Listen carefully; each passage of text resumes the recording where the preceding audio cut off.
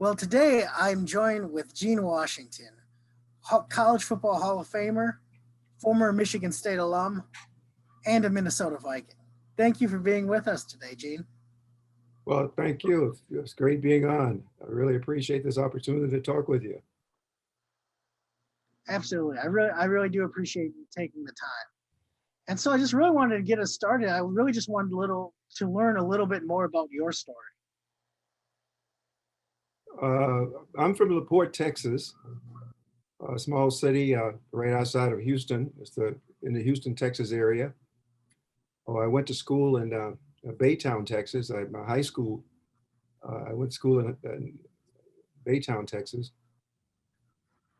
I was brought up at that time, back when I was playing sports early on, the whole community was completely segregated at the time that I started my high school education, elementary education. Texas, at the time I was growing up, was under a state mandated segregation, which means that all of the schools, elementary, high schools, colleges, universities, everything was segregated. White students and black students could not attend classes together. They could not play sports with or against each other. And all of our school situations were completely segregated. We could not have white teachers. And of course, black teachers could not teach in white schools. Uh, there was a time where we had separate restrooms. There was a time where all of the hotel and restaurants were closed to black people. The movie theaters, we had to go outside. And, was always a side door outside, and we had to walk upstairs and take in movies where we have to see the movie from the upstairs area. All of the churches, all of the religious situations that we were involved with, the whole community was completely segregated. So it was a very frustrating, challenging time back in those days. Now, I went to high school in Baytown, Texas. LaPorte is about 15 miles from Baytown, and in my Baytown area, in my LaPorte area where I grew up in, we only had a black school that went up to the 8th grade. So the 9th grade, we were bused to Baytown, which had an all-black school. And that school was George Washington Carver. And so that 30-mile round trip for those 4 years that I was in high school, uh, that is the way that I had to get back and forth to school. Now, at Baytown is when I started playing high school sports. Started in the 9th grade, started with the football program. And then I went into the basketball program. I ran track, and I also played baseball. Now, since I lived in LaPorte, which was a 30-mile round trip, what was most important about that is that when we would take those bus trips to get back home after boarding the bus that morning, we would travel to Baytown every morning, I guess about 7 o'clock or so. And the bus would return back to my LaPorte, my home city of LaPorte. There was about 15 to 20 students on that bus. And of course, as I said, it was over a 4-year period that we were doing that. Now, what's most importantly, my football coach, that bus returned back to LaPorte, my hometown. It would leave with the students at about 2 o'clock in the afternoon. And of course, our practice starts about 2:30, 3 o'clock or so. So my football coach would bring me home after practice every day, did that for 4 years. My basketball coach would bring me home after practice. My track coach, so I went through that whole schedule of having my coaches take me back to my home city of LaPorte, just to be able to be in school and participate. Now, one of the things that was very, very important to me in terms of that segregation, my high school, LaPorte, my high school, Baytown, George Washington, Carver, we had a lot of outstanding athletes because the school encompassed all of the Black students who also were from the Baytown area. So you have all your Black students from LaPorte, your Black students, high school students from Baytown, and there are some local communities that also had Black students. So that George Washington Carver, uh, we were able to, the years that I participated, we were able to win a lot of championships. And also at that same time, Prairie View A&M University was where all of the Black coaches, there was a whole Black Coaches Association, and of course, George Washington Carver was our coaching association was a member of the whole Prairie View Athletic Association. There was a separate association from the all-white schools. So Baytown had a senior high school of all the white students. And here we were at Carver with all of the Black students, but we had two separate leagues that we competed in. And so all of the years that I participated in the sports and that segregation,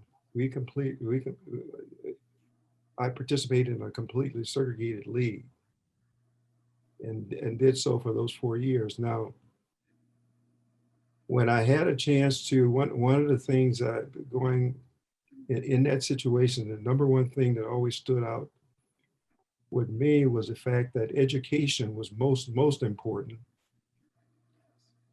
And it was so important as such that the teachers, even in my LaPorte in my early years, my high school years, was very important because education was the only way that we could really have a chance to make it in our society. And so my teachers and my coaches and they really pushed the whole idea about education. So I was very, very fortunate in all of my teammates and my classmates. We were very, very involved with education. So my wife, Claudia, we met as ninth graders at George Washington. Oh, wow. So we're celebrating, we're going into our 53rd wedding anniversary. And that's coming up in, thank you, that's coming up in June 17th. And so she was in McNair Station, was the area that she lived in. And every Black person that lived in her town of McNair Station, when they got to be ninth graders, they were bused. And all of her 4 years that she was being bused, and that was another 15 miles. So she was bused 15 miles to Baytown, which was east, and I was bused to the south. So that's how we met in 1960, back as ninth graders. So we've been together and knowing each other for all of those years. I'm very fortunate that with the education part, that I was able to go to Michigan State, and I was recruited by Duffy Daugherty. Duffy Daugherty was a football coach at Michigan State at the time.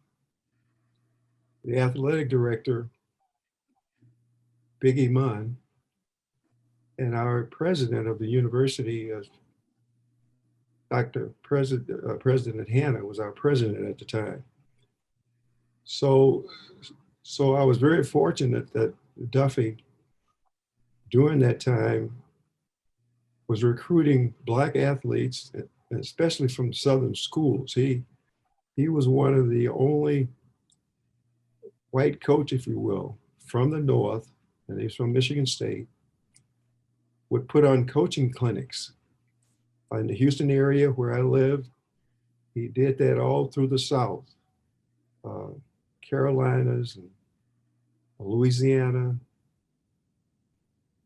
While he was doing that, he developed a lot of close relationships with Black coaches.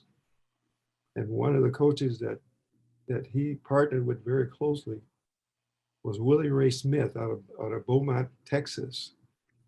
And Bubba's father, that's Bubba's father, Willie Ray Smith. And of course, me and Bubba, we competed against each other because I was at Baytown, George Washington, Carver, and Bubba was at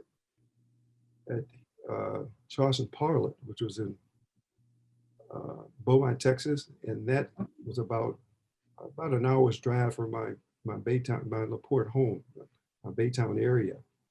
So we would play basketball against each other in football. So of course, Bubba was, at the time, he was about 6'8", 280 pounds. Everybody in the country, our senior year, was trying to recruit, was really recruiting Bubba. But because of the segregation in Texas, we could not go to any Texas schools, colleges and universities. And Bubba really wanted to go to the University of Texas. And that was closed to him. Only the historically Black schools were open to us in Texas at the time. And so Duffy was really recruiting Bubba. And finally, as we were finally finalizing our recruiting,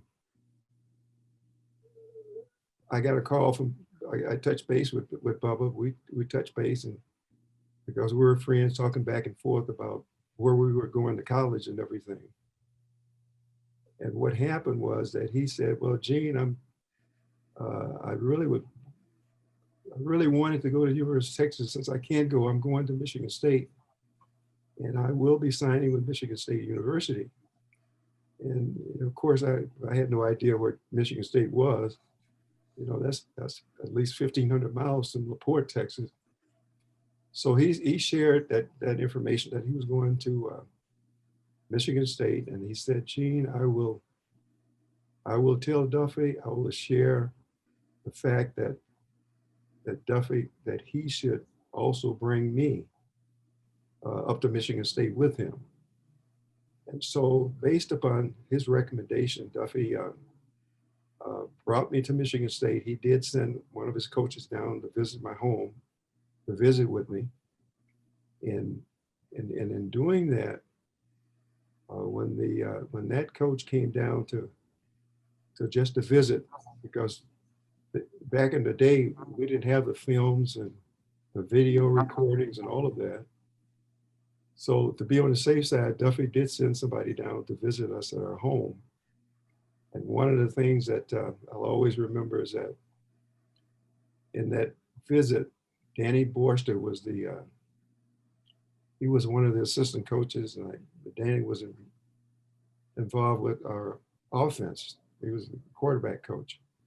Okay. So he visited our home. And of course, my two sisters and my dad and my mom, we had never had a white person in our home, which I'll always remember even to this day, that we were kind of at a loss at how do you prepare for this. Mm-hmm. So Danny comes in and he visit with us and sit down around the table and in the living room, and we were talking, and he sells us on Michigan State, talks about the tradition between Michigan State and Michigan, and he talks about Woody Hayes and Ohio State, and he runs down the whole program and how great in the tradition of Michigan State. And so as he shared that information, I'll always remember, I remember to this day, the first thing Dad said, this was all surprising to all of us. He said, well, is what you're talking about, is all of this free? And that was kind of, on his mind in terms of, offering us that opportunity. And of course, my mother at the time, as we were listening, her biggest question was how would he get up there? Because 1,500 miles, we were guessing is 1,500 to 2,000 miles away. Yeah. And the other question was, where is Michigan? Where is Michigan State? Yeah. Because we're in the Houston area, and we knew nobody from Michigan and nobody from that distance. And you see, back at that time, for Black people in the South to travel, when you say a distance more than 10 or 15 miles or 20 miles, that's a long distance. And especially in segregation, and of course, if you're taking a bus trip, which I ended up doing, where do you stop for restrooms when you're on a bus going through Arkansas, you're going through Texas? And so we were very much concerned about had all of those questions, and so we talked about that. We talked about mostly about the education part and all of that. So later on, I did get the offer. I had a chance to visit Michigan State. I went up there to visit the campus. My first plane ride, flying out of Houston into O'Hare Airport, through O'Hare and into Lansing, Michigan, and stayed on campus at the Kellogg Hotel. And there's a student conference center there. Yeah, the same hotel where the team stays before all football games. So here I am at this hotel. I'd never been in a hotel before because that wasn't allowed in Texas for Black people to be in hotels. So we have breakfast the next morning, and I never had a situation where I would have breakfast in a hotel, if you will. Yeah. In a restaurant. So my first experience of having a waitress provide service, I'm looking at a menu. I'd never seen a menu before. And so I'm a senior in high school. So I look at the menu and I'm reading these items on the menu, which I've never seen before. And I was kind of concerned and a little skeptical of what to order. Yeah. So the waitress is waiting for me to respond. And I just said to myself, I said, well, I got to tell her something. So I just told her, Miss, I'll just have what the coaches are having. And that was my first opportunity as a youngster, 18 years old, to order from a menu and to experience the whole thing of this integration, if you will. Yeah. And but it was a great visit. It was like leaving the darkness of Texas, going up to the brightness of integration and Michigan State University. It's like two different worlds at the time. Mm-hmm. And that was just one visit as an 18-year-old. And so when I made my trip back home, and Claudette at the time, we were dating in high school, and as a matter of fact, she was the only person who knew that I had made that trip. And so of course she asked me if I was going to Michigan State. And of course I said yes, I'm very much going to Michigan State, and so with that, I'm very, very satisfied, very, very excited and happy that I had a chance to go on to Michigan State, which was a huge moment in my career, my life, and I can't say enough about the welcoming that I experienced at Michigan State from the coaching staff, Duffy, our athletic director, and especially President Hanna, our president of the university. And during that same time, Duffy was recruiting through the South. I think, for example, George Webster came from Anderson, South Carolina. He was our linebacker, and Duffy had recruited him. And of course, Bubba was in that same group that came up with me. And we were able to go on and win have two undefeated championships, NCAA undefeated, and also the Big Ten. So we won 2 consecutive national championships and two consecutive Big Ten championships undefeated. And while I was there, what I'll always remember, what's most important, is that I did run track. And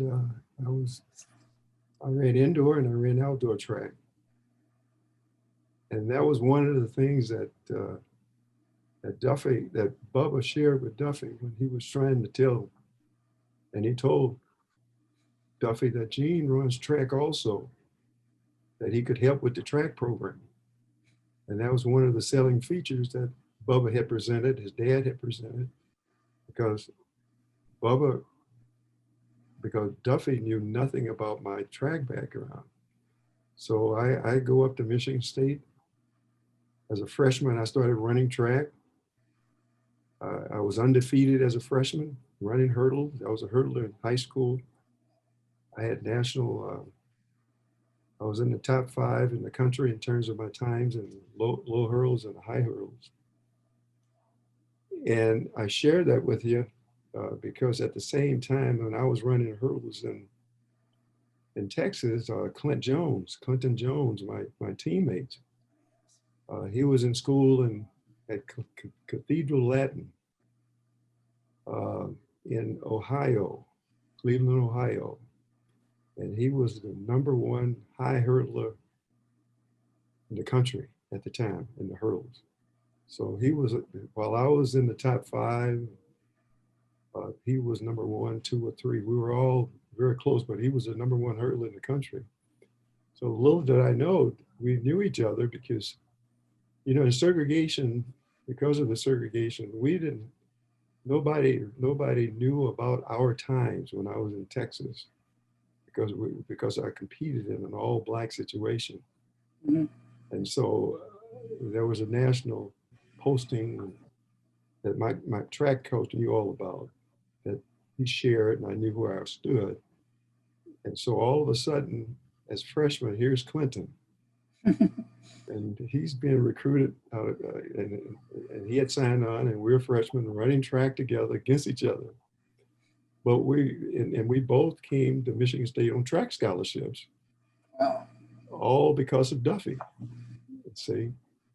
And so I went on, and that freshman year, since I was running track since that freshman year, one of the things that understanding that me and Duffy had, and I asked Duffy, I said, Duffy, I would like to, if I ran track and made a contribution my sophomore, junior, senior year, as long as I make a contribution, will you, I hope that I won't have to play spring football. And he promised that, I say, well, Gene, if you can make a contribution, yeah, go ahead and run, you can run track and all. Duffy brought me to Michigan State on the track scholarship because he didn't have any more football scholarships. So at the time that he told me that I would be coming up because of Duffy's recommendation, I was brought in on a track scholarship. And so from my freshman year that I had, which was an undefeated in the hurdles, I had a chance to beat the Big Ten champion as a freshman. And for the next 4 years, the next 3 years of my collegiate career, I won 3 consecutive Big Ten championships. And each year, my sophomore, my junior year, and my senior year, each year my times improved, and still have the all-time Big Ten 120-yard high hurdles. They have 110 meter hurdles now. But I share this with the family, is the fact that my record would never be broken because they moved it up to 110 meters. So it's in the archives. So it's there forever. The archives. So whenever you look at the records, you have to go to the archives and you'll see my name. But yeah, so the times that I ran track, which I'm very, very proud that I had an opportunity to do that. There were two other players. There was another player, Jimmy Summers, came in the same year. He was our defensive halfback. So Jimmy, he was our defensive halfback. And then there was Clinton, our halfback, a running halfback, and myself. And then another good friend, Daz Campbell, was a legit sprinter that was brought in. And the three of us, our sophomore year, we made the All-American team because we finished in the top 3 in the NCAA outdoor 400 meter championship. And we were all brought in as football players. And so the story goes that Michigan State, our track coach, told Duffy after that say, you could always have my track scholarships. Just bring me some more players, or runners like Gene and Jimmy and Clinton. And so my whole athletic career, I think track has always been very important to me. And I was very fortunate that those years that we won as a team, we won Big Ten championships, indoor and outdoor.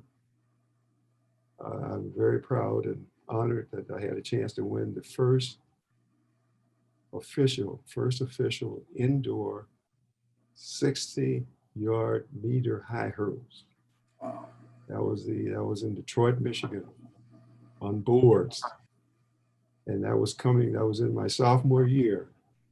And that's something that's very special that took place. And once again, I'm so proud that Bubba, recommended, and then I was friends with Bubba. We were very good friends, and he recommended to Duffy that I go to Michigan State. Now the other part that's very, very important to me is the education part. Coming from a completely segregated situation that I came from, I was very fortunate and very thankful that I had the opportunity. I was blessed to have the opportunity to go to Michigan State. But for me, the background that I got when I was in that segregated situation from those teachers really, really helped me in my academic years at Michigan State. It was very challenging. At the time I was at Michigan State, we were on the quarter system. So you would have a fall season, you'd have winter term, you'd have spring term, and you'd have summer term. For my 4 years at Michigan State, every one of those terms, fall was football, indoor season was the winter, outdoor season was the spring, and then summer, I went to summer school every summer. So in my 4 years at Michigan State, I graduated in 4 years with a BS degree in education. Wow. And so I was competing. While playing 2 sports. I was playing, 3, indoor track. Oh yeah, indoor track as well. So 3 sports. And so to this day, I think back on that in terms of managing your time management. We hear that from time to time management as a student or anything that you do in life. And I think back on how I was able to do it. I tell you what, it was not easy. but I made it through that. And almost 70%, since Duffy was recruiting a lot of Black players, we were a fully integrated college football team. When we won those national championships, we were the first historically fully integrated school. We had 11 Black starters on our those championships that we had. And so for us to do that and go through that in those years, most importantly, almost 70% of all the players that Duffy was recruiting out of the South, the Black players, we all earn our degrees. So back in the day, when you talk about fully integrated, and this is at a time where the years I was at Michigan State, all of the South, all of the Southern schools, LSU, University of Texas, Texas Tech, Rice University, Arkansas, the whole Southwest Conference. And we go up to Tennessee. All the years I played at Michigan State and running track, all those schools were completely segregated and did not allow Black students to attend schools on the campuses. So my whole 4 years at Michigan State, this is what we experienced. So we didn't play Alabama. We didn't play Clemson. We didn't play South Carolina. We couldn't play Florida because they didn't have any black students on campus. And in many cases, those schools, it was against the law for those schools to have Black students. So we went through that. I went through that. And I'm so blessed that President Hanna, our president, at those 4 years that I was at Michigan State, we had a completely integrated student housing system. We didn't have segregated housing systems. Most schools in the country had segregated housing facilities. Our president, when he came on board in the late 40s, that was one of the first things that he did. He integrated our complete housing system. The other thing that I remember later on, President Hanna, our president, I know, people have heard about having spring baseball. Teams would travel down south across the country and they play the spring games. And this is just the baseball, getting ready for the spring season. And because up at Michigan, Minnesota, for example, the winters last a little long, so they'll take a break and play. So our president, our baseball coach came to our President Hanna, and said, look, we have a situation when we travel down south, because of us having Black players, we're having difficulty because hotel accommodations, housing accommodations are not available in an integrated situation. So we have a problem with that. So this is our baseball coach sharing this with, this is our athletic director and baseball coach sharing this with our president. So what President Hanna does is that at the time that he had a dual appointment, he was also a deputy director in our defense department of the U.S. government.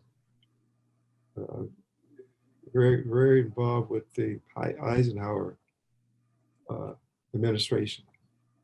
So what he worked out was the fact that all of the Michigan State teams, as they travel down south, the baseball team, would play their games on the military bases. So if you're playing any schools in Tennessee, Alabama, Georgia, where there's a military base close by, you play your games on the military base and you stay on the military base.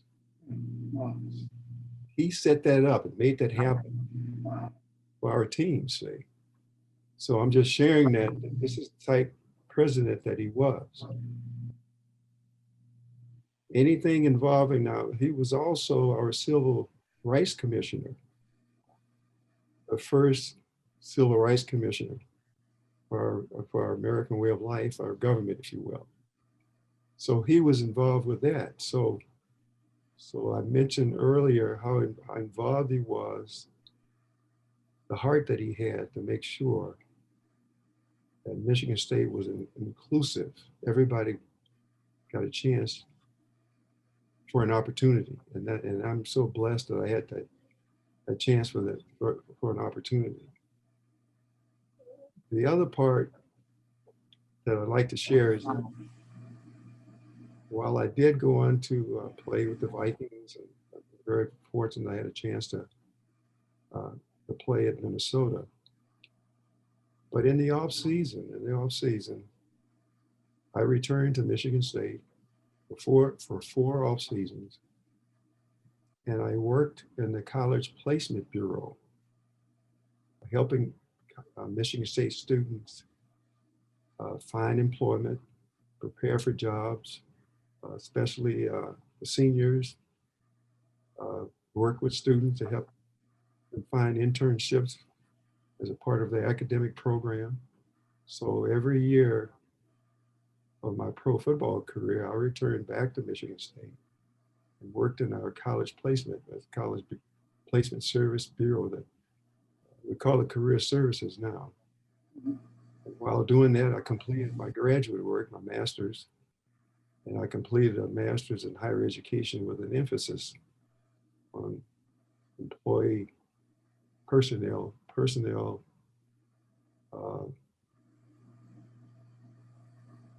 recruiting and administration.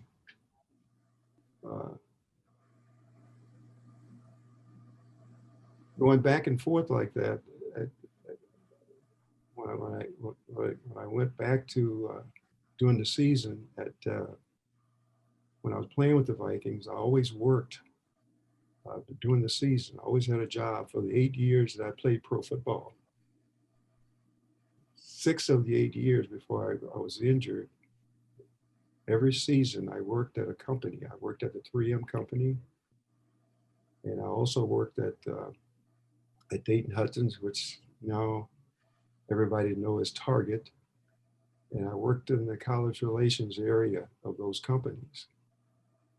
And my job, especially at 3M, for example, was in the college relations area where I was working for the company, trying to recruit and hire the best engineering students we could find in the country, especially in the Big Ten, because Minnesota, of course, is a part of the Big Ten Conference, if you will, because it's close by. But I did that for before every practice. Mondays were our day off. So I spent Mondays all day at 3M, for example. And Tuesday through Friday, I spent half days from 7 to 11 o'clock every day. This is during the season. And on Saturdays, of course, we traveled. And Sunday, we played the game. Monday morning, I would be back at my job at 3M, or when I was at Dayton Hudson's, I would be at Dayton. So I did that. And so, like when I played football and track and all of those things, I had a busy career. And also have to recognize that back in those days, in regards to playing football, we did not have the salaries that they have today. And so the little dollars that we made was very precious to us. And so having 2 jobs, that was very common. And so I was very blessed and very fortunate to have a chance to do that.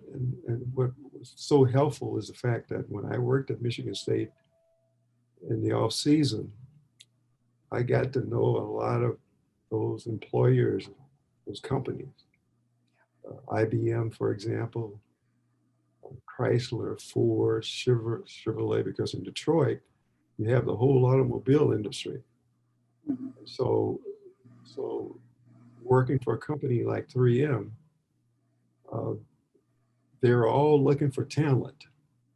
And so if you're looking for engineers, of course, 90%, a high percentage of everybody that work at 3M are technically trained people, but most importantly, are engineers. We hire a lot of engineers at 3M, and I was very involved with doing that. And when I was at Michigan State, I was very involved with helping our engineering students and our marketing students, all students find employment. So it was a great opportunity to leave one area of helping students find employment to go to another company to help a company hire talent. So it worked out real well. And so following my football career, I was able to go on and work at 3M for 22 years.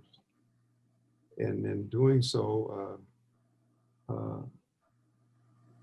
that was a great opportunity. And I worked hard at it, if you will, in terms of helping students, but most importantly, hiring the best of the best engineering talent for the company. Um, I was very fortunate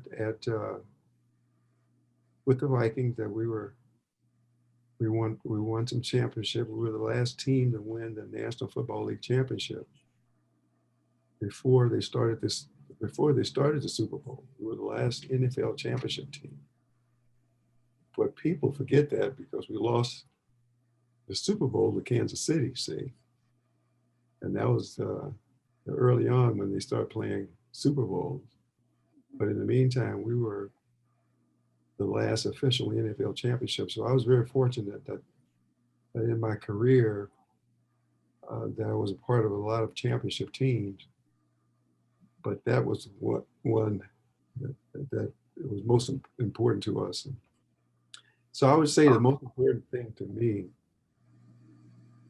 was the fact that I had a chance to make a contribution, and I had a chance to make a contribution as a player. I had a chance to make a contribution in regard to helping students find employment, and that means a lot to me because people had helped me in my growing up days. One of the things that I'm most proud of is the fact that my family, my three daughters, I have three daughters, and all of my daughters have undergraduate college degrees. I also have graduate degrees. I have one of my daughter is an attorney, and I have another daughter that has done very, very well, and she graduated with a specialist degree in counseling. And so, and most importantly, Claudette, my wife, she's a Michigan State graduate. We got married before I went to play with the Vikings. While I was going back and forth, she finished her undergraduate degree, and later on finished a master's degree at the University of Minnesota, at the University of Minnesota, University of St. Thomas, also in Minnesota. So the education, and then in addition to that, following me to Michigan State, we had at least 8 or 9 students who followed me from the Baytown area that went on, and they all got Michigan State degrees within that time period. So as I said earlier, the education part is very, very important. So much that I remember that, and mainly because my parents did not have a chance for an education because of segregation. My going to Michigan State and having a scholarship is where it all started. I'm the first in the family that had that opportunity to go on. So I was, all through my life, I've been kind of driven, and I share that with in my talks to students how important education is. That and especially the athletes, the ones even today, the ones that are able to go on and have an opportunity. And I'm glad to hear and see that some of the guys and some of the students there are going back to school because there are so many opportunities now to be drafted and to make big salaries. We didn't have that opportunity, but they have that opportunity. I'm glad to see that they do. Some are going back to get their degrees, which is great because they're all a role model. We all are role models, and you know, education means so much to me and my family, and I'm so grateful that my family, my daughters, and now I have 3 granddaughters, and of course we're pushing them to make sure that they're right on schedule. They're good students. I'm very happy about that. They're good students and they work hard, and they'll be going on, you know, for their education. And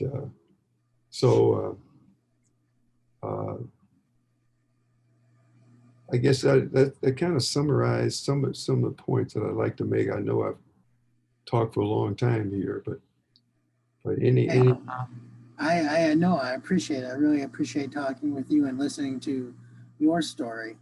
I understand, and obviously I know you screened it here, but your daughter Maya has a little bit has a documentary. I would love to hear a little bit more about that. Yeah, well, the documentary is about my journey from segregation, LaPorte, Baytown, as I've just summarized and shared with you.